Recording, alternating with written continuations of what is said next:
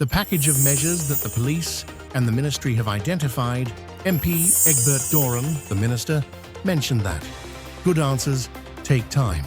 The operation focused primarily on motorcycles and scooters due to the growing number of SCV launches, dependable hugs, a welcome gift for SCV-insured newborns.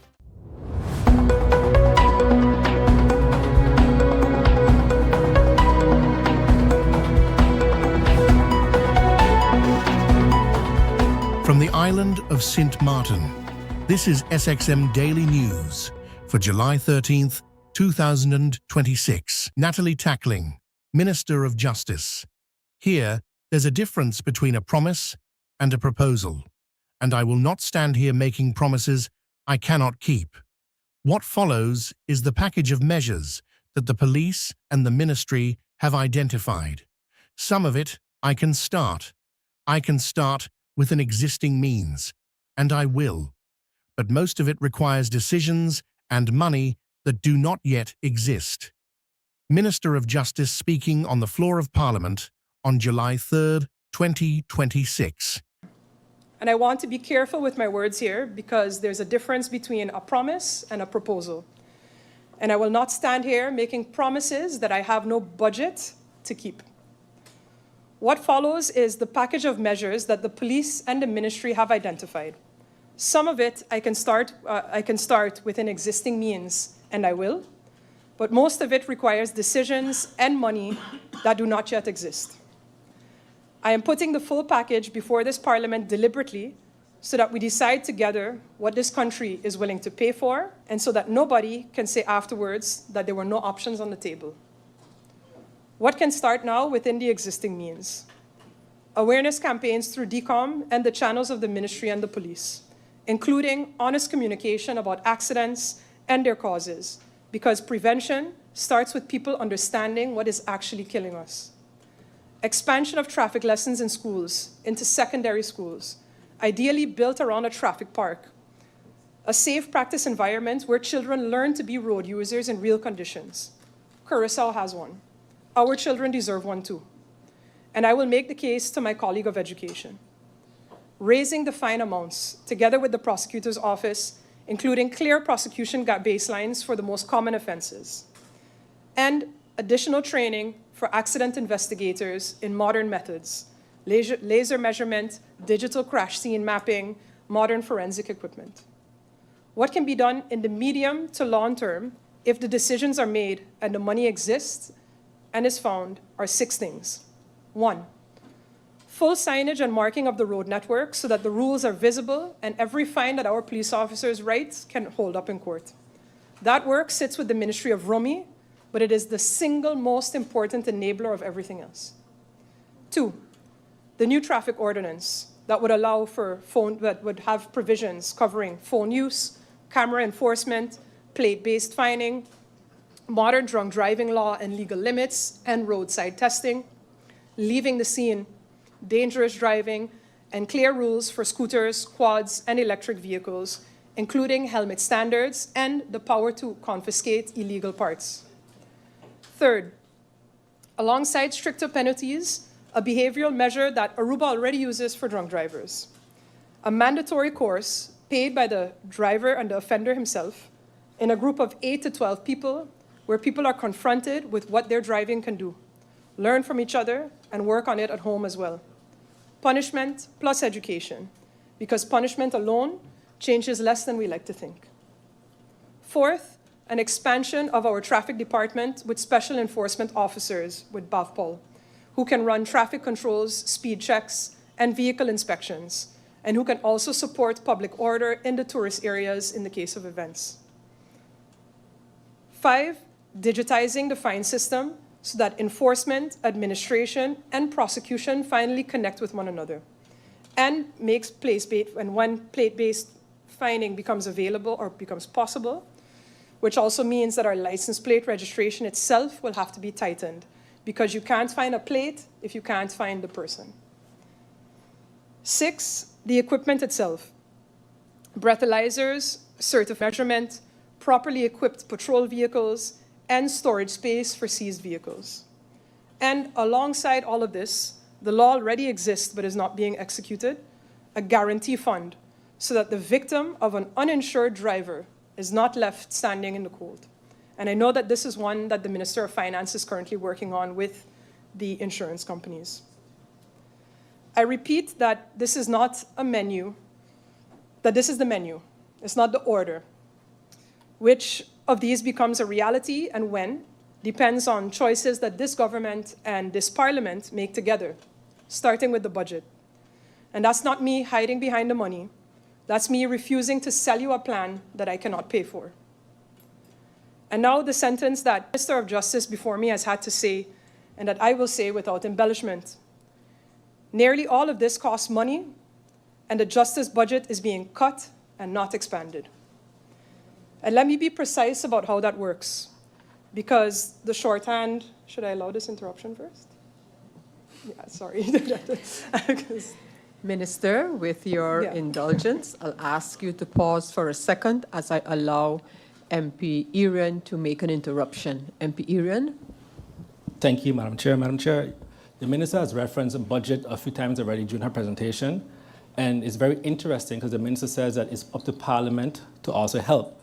But the Minister of Finance also indicated the budget 2027 is already approved by the Council of Ministers and on its way to the Council of Advice. So I would hope, and that's one that the Minister, I want to ask the Minister now then, is any of the things that you have mentioned there budgeted in 2027? And if so, if not so, why not?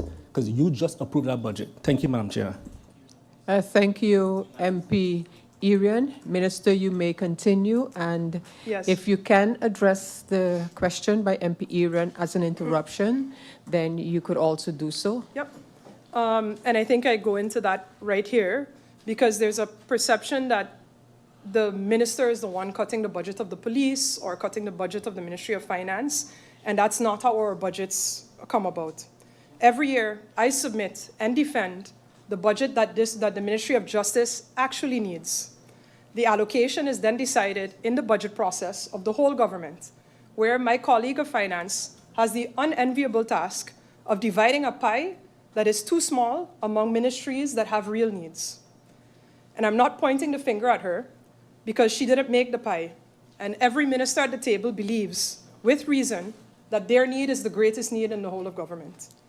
And I know that the Honorable MP also is familiar from his previous role of how the division of the budget goes. So if these matters are in the budget for 2027, no, because I can barely cover the services that I have already with the budget that I have for 2026 and 2027. Minister Tacklin, I allowed you to finish answering because that's what you were busy doing, to answer the first interruption before now. I will allow MP Doran to make an interruption. MP Doran. Thank you, Madam Chair, for your indulgence. Madam Chair, through you to the Minister. Minister, you mentioned that it is not in the budget. However, that statement could have fly over my head maybe a couple of weeks ago. But just last week, the Minister of Finance mentioned that the budget was unanimously approved. Therefore, it was a Council of Ministers decision where the Minister mentioned that everybody approved it. So therefore, if it's not in the budget, that's because you approved the budget that way. Thank you very much. Thank you, MP Duran. Minister, you may continue your presentation if you can address that. Otherwise, I'll invite you to continue with your presentation. I think it was a statement more than a question, and I can't speak for voting in the Council of Ministers as that's confidential. So what the Minister of Finance said, the Minister of Finance said, but it might have been different. So again, I want to say that the final word on the budget belongs to no minister at all, actually. It belongs to this Parliament, and which is exactly why I am raising this here, because at the end of the day, even though the ministers approve a budget in Council of Ministers, this Parliament is the one that passes that budget and has the power of amendment to amend that budget. So whether or not that was agreed upon in the Council of Ministers is irrelevant, I think, for the budget power of Parliament. So what I want to say is the plans exist, the advisories exist, the draft law exists. What does not exist, I will say it again, is the budget. Every year, the police submit what they actually need, and every year it comes back heavily reduced. The police school cannot fill its classes, nothing to do with budget actually. The pool of candidates is small, and every island in the kingdom is fishing in the same pool. So people move where the conditions are better. Without structural investment, our police force will shrink through retirement faster than it grows through intake. And that is why we also have to be creative, what we are trying to do as a ministry. We're looking at alternative routes into the service and serious investment into technology, including artificial intelligence as an alternative to labor-intensive police work. Because we're not going to solve the personnel shortage of this size with personnel alone. But creativity does not replace money. Safety costs money. And there's no version of this story where it does not. So then there's the of this parliament. Madam Chair Lady, I will end where members may not expect me to. Holding me accountable is your job. Do it. Ask the hard questions today, and I will answer them. But I want to ask something of you as well, because the government and this parliament are communicating vessels, not opposing camps. And the 8 families that I began with are not helped by a meeting where blame is assigned and nothing else moves. So there are 3 things.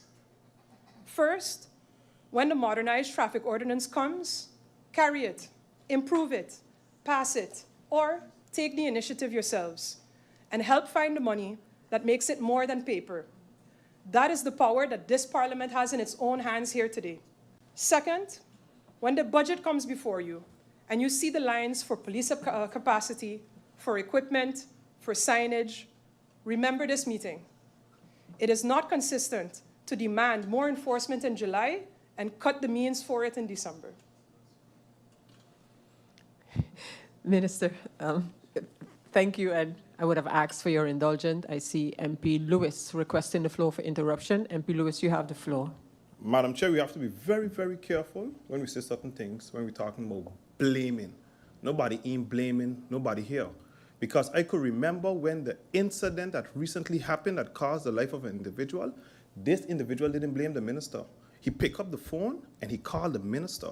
And the minister said she didn't know anything about it and that she was going to, inquire about the situation.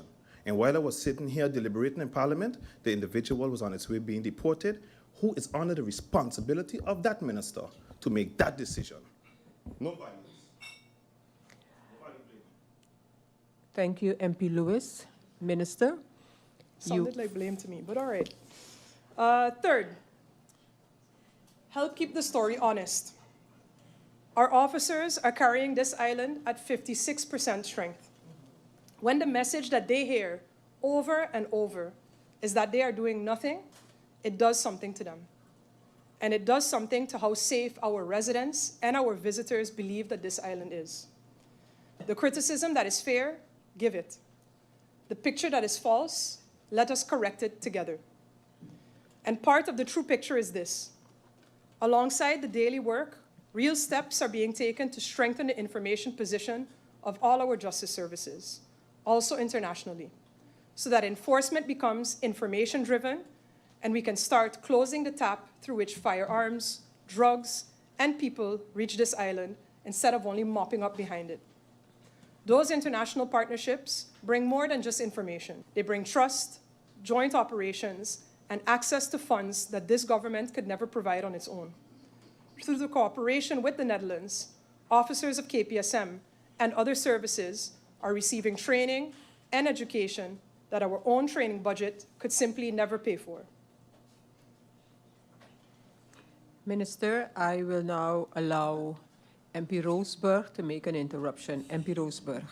Thank you, Chair Lady. I was doubting if I was going to make the interruption or not, but seeing that the Minister brought forward that the meeting is also focused on bringing solutions, and I have been focused on point number 1, is it possible that the Minister maybe can provide, even if it has to be through the confidential route, the pending invoice, so that Parliament can look at that and maybe we can come together? Thank you. Thank you, MP Roseburg. Minister, if you can address MP Roseburg's request.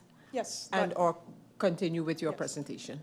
That we're happy to provide that to Parliament. Then I wanted to go back again on what we are gaining through cooperation. As I mentioned, through the cooperation with the Netherlands, officers of KPSM and other services are receiving training and education that our own training budget could simply never pay for. That quality is being built right now, quietly, and it deserves to be part of the story that this Parliament tells about its police force. 9 people, 8 accidents. Behind every solution I have named here today, there's a family that needed it sooner. Let us do this work together so that next year this number is smaller, and the year after that, smaller again.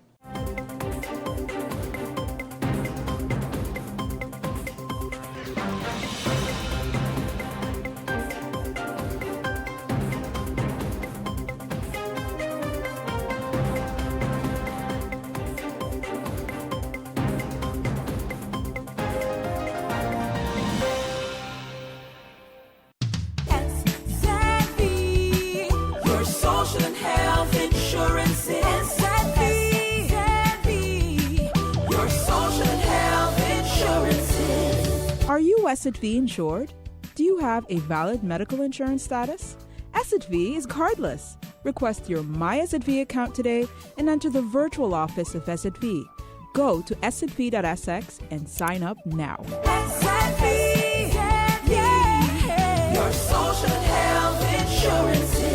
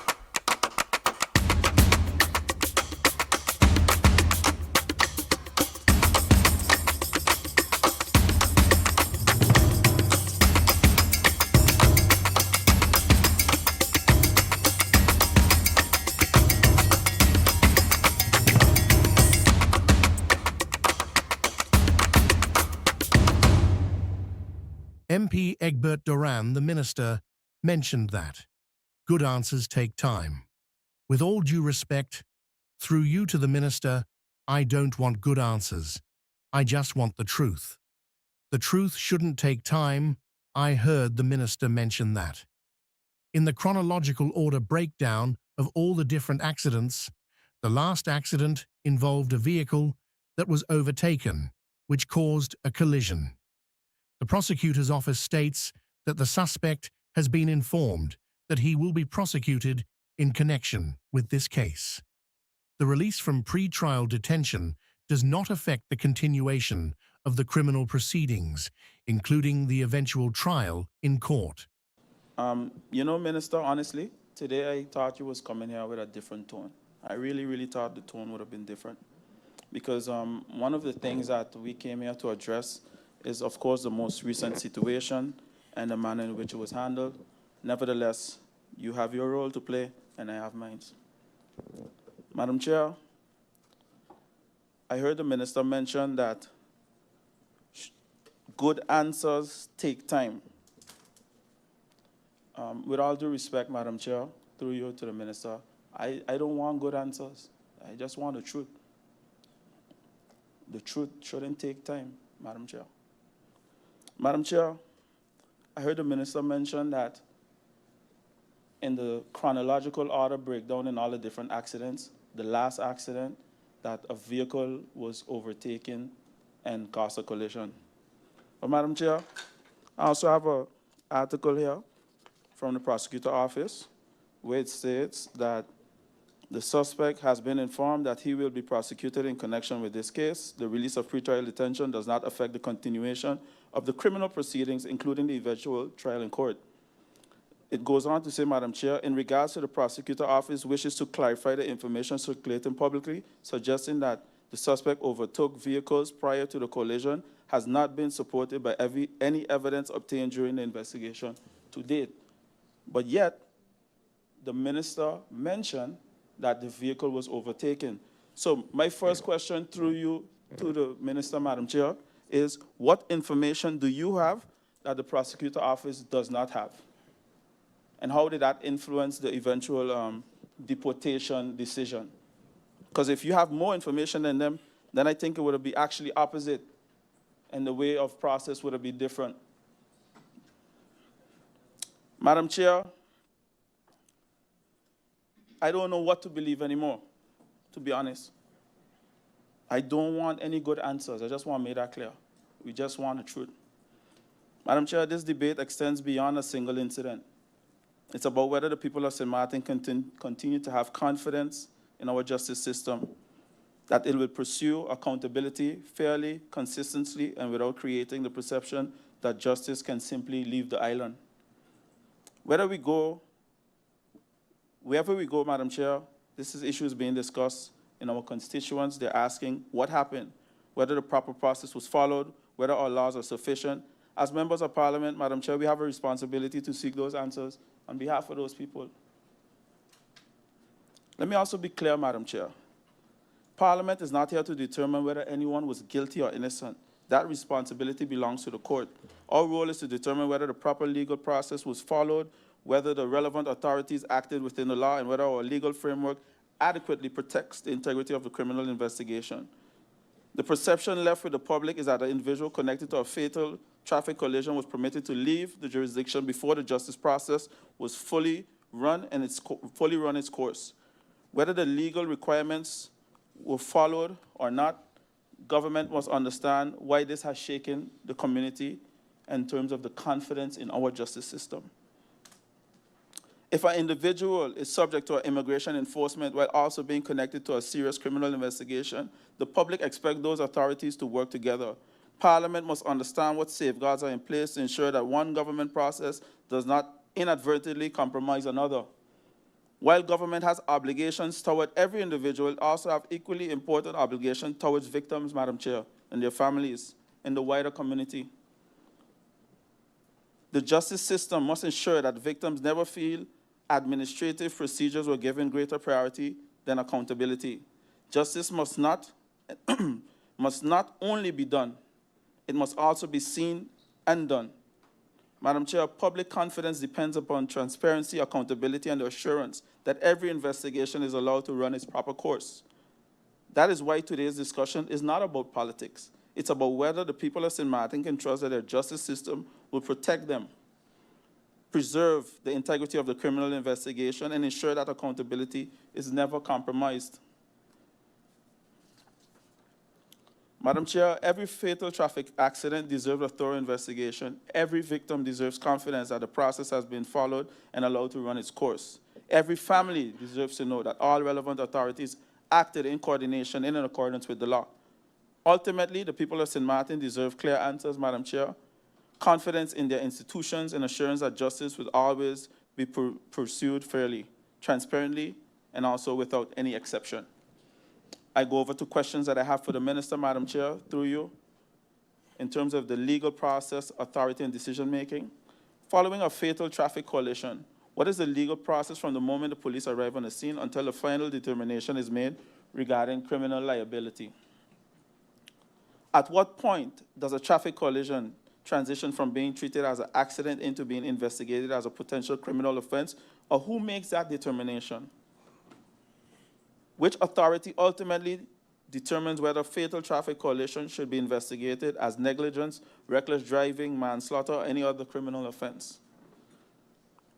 What legal threshold can be met before a person involved in a fatal traffic collision be considered a criminal suspect? Once a person is identified as a suspect, who has the legal authority to determine whether that individual remains in custody, is released, or subject to any other conditions pending the investigation process being followed? What role does the police force play in the decision, and what role is reserved for the public prosecutor in terms of, or the investigating judge?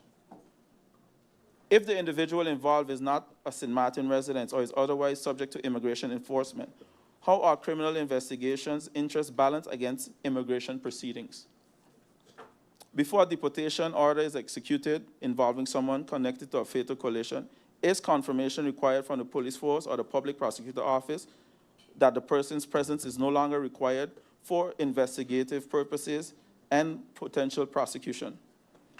At what stage, if any, is the Minister of Justice informed of such cases, and what statutory authority does the Minister of Justice have to intervene if there's a concern that deportation could prejudice an ongoing investigation or future prosecution? Can the Minister of Justice identify any legislative gaps that may create uncertainty regarding which authority has a final responsibility, ensuring that the subject remains available for the completion of the criminal investigation? Madam Chair, relevant criminal code provisions under Article 284 of the Wetboek van Strafrecht of St. Maarten provides the following. Hij die aan het verkeer deelneemt en zich daarbij zodanig gedraagt dat aan de schuldwijte verkeersaanval plaatsvindt, waardoor de ander wordt gedood, wordt gestraft met de gevangenisstraf van ten hoogste 4 jaar of geldboete van de 4e categorie. Indien de schuld bestaat uit roekeloosheid, wordt hij gestraft met de gevangenisstraf van ten hoogste 6 jaar of geldboete van de 5e categorie. Basically, Madam Chair, a person who participates in traffic and behaves in such a manner that through his or her fault a traffic accident occurred resulting in death of another person is liable to imprisonment for up to 4 years and a cash fine up to the 4th degree. If the fault considers recklessness, or maximum penalty of 6 years imprisonment to the 5th category of a fine. So therefore, Madam Chair, when I sit here and listen that nothing can be done until XYZ law changes, Minister, through you, Madam Chair, respectfully, that can't work. Madam Chair, Article 286 provides, if an offender at the time of the accident referred to in Article 284, 285 was under apparent influence of alcohol or intoxicating substance, the maximum imprisonment term of increase by 1.5 years is applicable fines increased to the next higher category. Madam Chair, based on the Criminal Code, 284 of the Criminal Code provides the criminal liability where a person's negligence or reckless conduct traffic results in the death of another person. Can the Minister explain how this provision is applied in practice following a fatal traffic collision? At the stage of the investigation, does the public prosecutor determine whether evidence support an offense under Article 284? What investigative steps are ordinarily prepared or required before this can be determined whether the driver's conduct amounts to ordinary negligence or the higher threshold of being reckless under Article 284? Article 286 provides an increased penalty where the driver was under the apparent influence of alcohol or any intoxicating substance. In cases where the driver leaves the scene before the police arrive, how does the ministry ensure that the investigators can still establish whether Article 286 may be applicable? Does the minister believe that the current investigative procedures adequately protect the ability of the law enforcement to gather evidence and necessarily determine whether Articles 284 or 286 should have been invoked by the public prosecutor? MP Duran, if I just might interrupt you for a moment. The minister asks if you can read a little slower. They're trying to record as many of the questions now. Of course, they can check later, but she would like as many recorded now as possible. So if you could take that into consideration. Yeah, I was doing it because I know the time is short, that's why. But how much time do I have, Madam Chair? You would have 9 minutes. Okay. Yeah, you may continue, MP Duran. Thank you. Regarding a hit and run, what is the legal duty of the driver immediately following a collision involves serious injury or death? Through you, Madam Chair. Is leaving the scene of a collision itself a criminal offense? Does voluntary reporting to the police hours after or days later extinguish liability from leaving the scene? Under what circumstances may someone lawfully leave the scene before the police arrive? What penalties exist for failing to remain at the scene? Through you, Madam Chair. Does leaving the scene hinder the police ability to investigate possible intoxication or impairment? Does the minister consider leaving the scene to be an aggravating factor during a prosecution? In regards to deportation during a criminal investigation, Madam Chair, Does the ministry currently permit for persons to be deported while an active criminal investigation is going on? So not only with an accident or anything, in general, a jewelry store robbery, a murder, anything that is a criminal offense, through you, Madam Chair. Does the ministry allow for deportation? And if so, can the statistics be given for the last 3 years? On Saturday, July 11th, KPSM Flex Team conducted targeted traffic enforcement operations at several locations across the island, including AJC Browers Road, Welfare Road, and LB Scott Road. The operation focused primarily on motorcycles and scooters due to the growing number of riders operating their vehicles recklessly and in violation of traffic laws. Special attention was given to riders using illegal devices attached to their mufflers that produce excessive noise, as well as those engaging in dangerous riding behavior that places themselves, other motorists, and pedestrians at unnecessary risk. During the operation, officers stopped and inspected a total of 120 vehicles. Several motorists were discovered not wearing their seatbelts. In addition, 9 vehicles were searched under the National Opium Ordinance. A total of 24 scooters were stopped and inspected. The controls revealed that 16 scooters violated the traffic ordinance. The violations included operating a motorcycle or scooter without wearing a helmet, operating a motorcycle without the appropriate driver's license for the vehicle category, failing to provide valid insurance documentation, operating a vehicle without a valid inspection certificate, operating a vehicle without valid road tax, displaying missing, altered, or improper number plates. As a result of these violations, the offending motorcycles and scooters were impounded, and the riders were issued fines in accordance with the applicable traffic regulations. The KPSM wishes to make it clear that this type of behavior will no longer be tolerated. Reckless riding, excessive speeding, illegal modifications that create unnecessary noise, and operating vehicles that do not comply with legal requirements pose a serious threat to public safety. Enforcement against these offenses will continue and will be intensified. Riders who choose to ignore the law should expect their vehicles, scooters, or motorcycles to be stopped, fined, and impounded. KPSM reminds all motorcycle and scooter riders that they are personally responsible for ensuring that both they and their vehicles comply with all legal requirements before using the public roads. Compliance with traffic laws is not optional. It is essential for the safety of everyone on the road. Traffic enforcement operations will continue throughout the island as part of KPSM's ongoing commitment to improving road safety, reducing preventable accidents, and addressing public concerns regarding reckless driving and nuisance behavior. KPSM urges all road users to obey traffic laws, wear the appropriate safety equipment, respect speed limits, and show consideration for other road users. Together, we can make St. Martin's roads safer for everyone.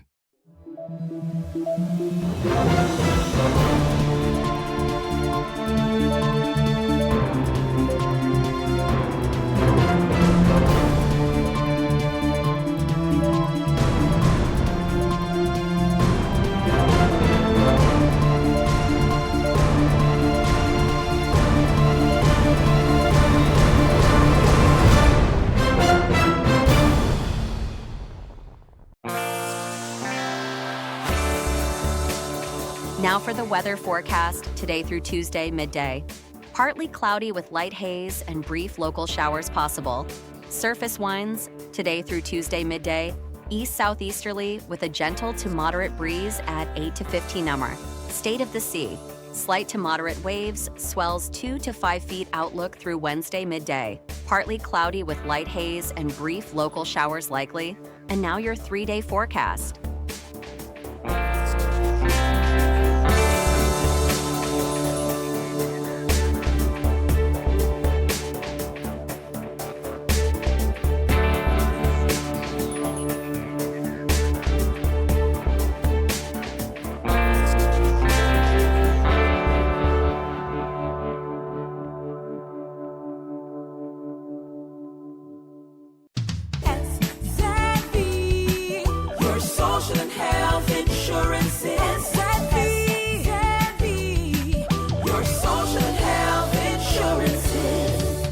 SXV insured? Do you have a valid medical insurance status? SXV is cardless. Request your My SXV account today and enter the virtual office of SXV. Go to sxv.sx and sign up now. SXV, yeah. Your social health insurances.